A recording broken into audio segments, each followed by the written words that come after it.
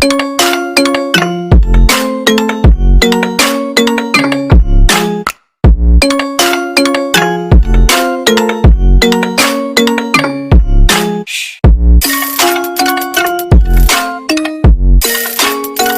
Start करते हैं अपन द्रव। अपने पास 10 मिनट है तो 10 मिनट्स को क्यों बर्बाद करें, तो द्रव स्टार्ट करते हैं। जो ये इंग्लिश में लिखा हुआ है जितना भी, ये एक तरीके से जिस क्रम में नोट्स बने हुए हैं वो हैं। क्लियर? तो अपन स्टार्ट करते हैं द्रव। बहुत ज्यादा इंपॉर्टेंट है। सबसे पहले लिखो इसमें minimum marks 20, maximum marks 25। Minimum तो 20 नंबर का क्वेश्चन आएगा ही, मैक्सिमम 25 नंबर भी हो सकता है। तो 20 नंबर का एक क्वेश्चन ही नहीं आएगा। इस चैप्टर से 2 से 3 क्वेश्चन आते हैं, लिटरली मतलब आते ही हैं 2 से 3 क्वेश्चन, क्योंकि बहुत लेंथी चैप्टर है। आई होप 3 से 4 दिन तो इस चैप्टर में लग जाएंगे। क्लियर? तो सबने लिखा कि minimum marks 20, maximum marks 25। Clear? इसमें से 2 से 3 क्वेश्चन कंफर्म है, ये बात भी ध्यान रखो। और जो भी चीज है इंपॉर्टेंट मैं इस पर टिक करता रहूंगा, आपको ज्वाइन, आप साथ में टिक करते रहना। तो लिखो, नहीं पीडीएफ ये सामने, तो आपके पास पीडीएफ है, लिखने की क्या जरूरत है। ध्रुवगतो प्लस यत प्रत्यय। अब ध्यान से देखो इसमें, ध्रुवगतो धातु से, अब कौन सा है ध्रुवगतो, जो ध्रुवगतो धातु है उसमें यत प्रत्यय लगने से द्रव शब्द बनता है। अब यहां तो देखो नोट्स है तो इसमें डायरेक्ट लिख रखा है ध्रुवगतो। अब आपको क्या लिखना है, इसको ऐसे लिखना है ध्रुवगतो प्लस यत प्रत्यय। तो आपको नीचे लिखना है कि ध्रुवगतो धातु से यत प्रत्यय लगने पर द्रव शब्द की उत्पत्ति होती है। मतलब एक तरीके से व्युत्पत्ति हो गई, उत्पत्ति हो गई। अब निरुक्ति क्या है, मतलब निरुक्ति का मतलब होता है एक छोटी सी परिभाषा, सिंपल मीनिंग क्या है इसका, वह पदार्थ जो परिणाम को प्राप्त होता है अथवा संयोग विभाग को प्राप्त होता है द्रव कहलाता है। किस तरीके से बताया कि संयोग और विभोग, योग भी होता है, उसका विभाजन भी होता है, और परिणाम को प्राप्त होता है। परिणाम को किस तरीके से प्राप्त होगा, तो अब देखो मैं समझाता हूं शुरू से। कि पहला तो था ध्रुवगतो धातु से यत प्रत्यय लगने से द्रव शब्द बनता है, और जो पदार्थ परिणाम को प्राप्त होता है अर्थात संयोग वियोग को प्राप्त होता है उसे द्रव कहते हैं। अब सिंपल सी बात है, ध्रुवगतो धातु यानी होता है द्रवित यानी प्रभावित होना, मतलब निरंतर प्रभावित होना। किस तरीके से, बहना नहीं है इसका मतलब कि इस संसार में, अब देखो इसका एग्जांपल बताऊं कि संसार में ना कोई भी पदार्थ उत्पन्न होता है तो एक ना एक टाइम ऐसा आता है कि वो नष्ट होता है। तो निरंतर चल रहा ना, प्रभावित, एक तरीके से लगातार, कंटिन्यूअस। कोई भी संसार में कोई भी चीज, जैसे मनुष्य को मान लो, कोई भी चीज है, पेड़ पौधों को मान लो, जीव जंतु को मान लो, खनिज पदार्थों को मान लो, सजीव हो या निर्जीव हो, हमेशा उसका एक ना एक टाइम ऐसा आता है। ऐसे नहीं कि अभी जल्दी हो, लेकिन नष्ट जरूर होगा। तो जो उत्पन्न हुआ है वो नष्ट भी होगा। सिंपल सी बात यह है कि निरंतर प्रभावित होना। तो लिख रहा है, ध्रुव के नीचे लिख रहा है प्रभावित होना, तो इसका मतलब है निरंतर द्रवित होना या प्रभावित होना। वह पदार्थ जो परिणाम को प्राप्त होता है, मतलब रिजल्ट को प्राप्त होता है। कोई भी चीज है उसका रिजल्ट होता है, संयोग, उसमें योग भी होता है, उसका टूटना भी, वियोग मतलब वो अलग भी होता है। किस तरीके से, पदार्थों के उत्पन्न होने नष्ट होने की प्रक्रिया सतत चलती रहती है।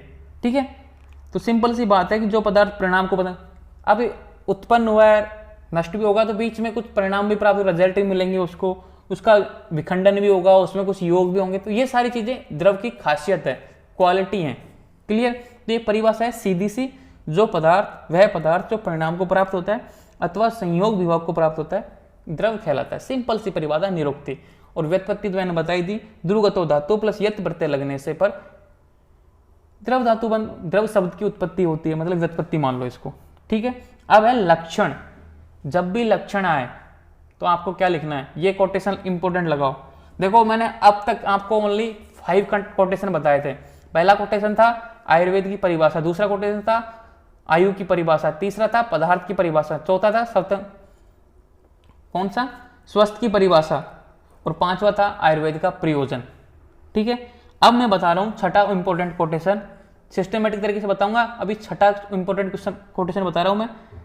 यथा शीतल कर्म गुणा कारणम संभवी यत ध्रुव, ये इंपॉर्टेंट श्लोक है, द्रव की परिभाषा वाला इंपॉर्टेंट श्लोक है। इसको आप रट लो और ये याद होना ही चाहिए तो ये 6 नंबर का इंपॉर्टेंट श्लोक होगा आयुर्वेद का अब तक की अपनी क्लासों में। यत्र श्रिता क्रम गुण कारणम समवायु यत तदे ध्रुवम। अब इसकी देखो हिंदी देखते हैं अपन। चरक ने बताया, आचार्य चरक ने सूत्र स्थान में, ये द्रव्य वह नित्य भाव है। अब यहाँ पे देखो भाव आया है, तो भाव पदार्थ तो है ये। मैंने पदार्थ कितने प्रकार के थे? 2, भाव और अभाव।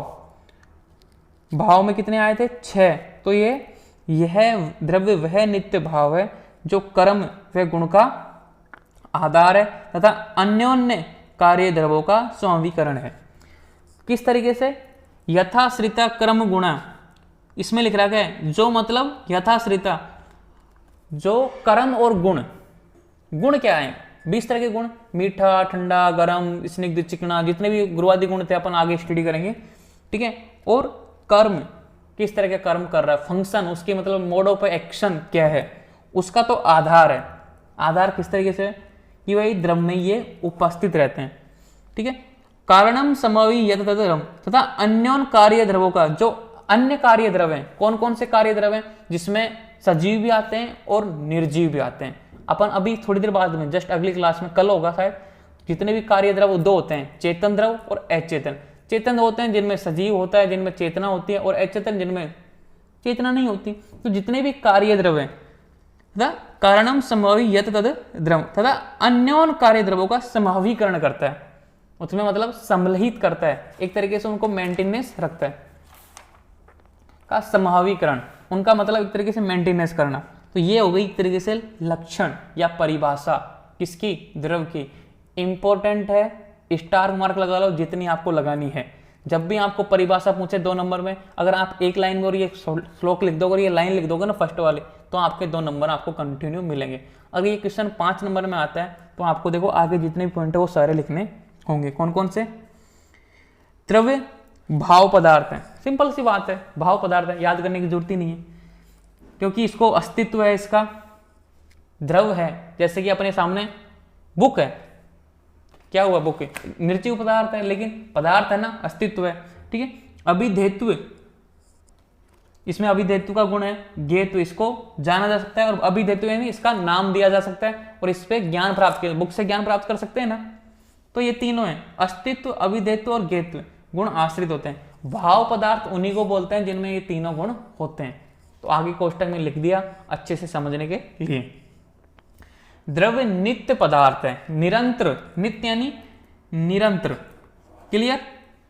द्रव्य नित्य पदार्थ है, क्रिया व गुण का आधार है।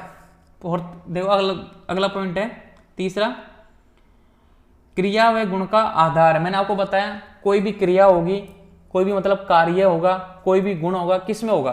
पदार्थ में ही तो होगा। जैसे कि अग्नि है, ठीक है, अग्नि में क्या है? उष्णता का गुण है। गुण किस में हुआ? अग्नि में है गुण। तो पदार्थ तो हुआ अग्नि, गुण क्या हुआ? जलाना, मतलब उष्णता होगी गुण, और जलाना क्या हो गया? कर्म, कि वो जलाता है व्यक्ति को। तो एक आधार है, मतलब बेस कौन प्रदान करता है? अग्नि बेस प्रदान कर रही है। अब मैं आपको ऐसे बोलूं कि जला दिया अग्नि, उल्टा बोलूंगी भाई जलाना अग्नि का गुण है, नहीं बैठेगा। अग्नि तो हो गई बेस, ठीक है, उष्णता उसमें हो गया गुण, उसका जो जलाने का कार्य है वो हो गया कार्य। तो आधार किसने, बेस किसने प्रदान किया? अग्नि ने। तो ये लिखो, देखो क्रिया व गुण का आधार है, मतलब बेस किसके रह में, किस में रहते हैं, किस में निवास करते हैं गुण और कार्य? पदार्थ में। स्वयं अपरिवर्तित रहते हैं, उसके आश्रित गुण क्रिया परिवर्तित होते रहते हैं। पदार्थ कभी चेंज नहीं होता, उसके गुण चेंज होते हैं। जैसे कि जल है, ठंडा है, तो उसका ठंडा गुण क्या हो गया? ठंडा। इसको अपन ने गर्म कर दिया, गुण क्या हो गया? उष्ण। गुण में चेंज हो गया, गुण में परिवर्तन हो गया। लेकिन जल तो जल रहा, पदार्थ तो पदार्थ है ना, उसको चाहे ठंडा बोलो, चाहे गर्म बोलो, चाहे गुनगुना बोलो, वो तो गुणों में चेंज है, पदार्थ तो वही है ना। तो यही बोल रहा है कि गुण स्वयं अपरिवर्तित रहते हुए उसके गुणों में चेंज होता है। द्रव के बिना क्रिया व गुण का कोई अस्तित्व नहीं है। अगर द्रव समाप्त है, जल समाप्त है, तो उसका जो ठंडापन है, वो उष्णता है, वो सब समाप्त हो जाएगा, ठीक है, कोई उसका कार्य नहीं होगा। सिंपल सी बात है कि द्रव में ही कर्म और गुण आश्रित रहते हैं। इन्हीं का मतलब, अगर पदार्थ है मतलब द्रव है, तो इन्हीं का अस्तित्व है, नहीं तो नहीं है। द्रव के बिना क्रिया व गुण का कोई अस्तित्व नहीं है। आपको ऐसे कैसे, बिल्कुल शॉर्ट और सिंपल नोट्स है, मैं आपको एक एक लाइन बता रहा हूँ, तो आपको ये याद होने चाहिए। ठीक है, अब अगला देखो, द्रव्य अन्य कार्य द्रवों का समावीकरण है। जो ऊपर की जो परिभाषा थी, ठीक है, उसमें आ गया था कि द्रव्य अन्य कार्य द्रवों का समावीकरण है। किस तरीके से समावीकरण करता है? ठीक है, अन्य सभी गुणों को, प्रत्येक द्रव अपनी उत्पत्ति के प्रथम क्षण में क्रियाहीन व गुणहीन होता है। प्रत्येक द्रव अपनी उत्पत्ति के प्रथम क्षण, देखो सिंपल सी बात यह है कि कोई बच्चा, मान लो न्यू बॉर्न बेबी है, उसको कुछ आता है क्या?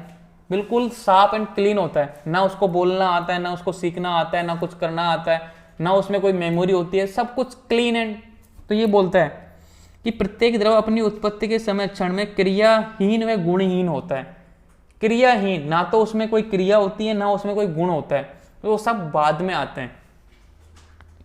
द्रव का आद्य क्षण में क्रिया व गुण न होने पर क्रिया व गुण की समावीकरण ही विद्यमान रहती है। द्रव का आद्य क्षण में, शुरुआती क्षण में क्रिया व गुण न होने पर क्रिया और गुण की क्रिया व गुण की समावीकरण विद्यमान रहती है। ये देखो, समझो अब इस बात को, बहुत इंपॉर्टेंट लाइन है।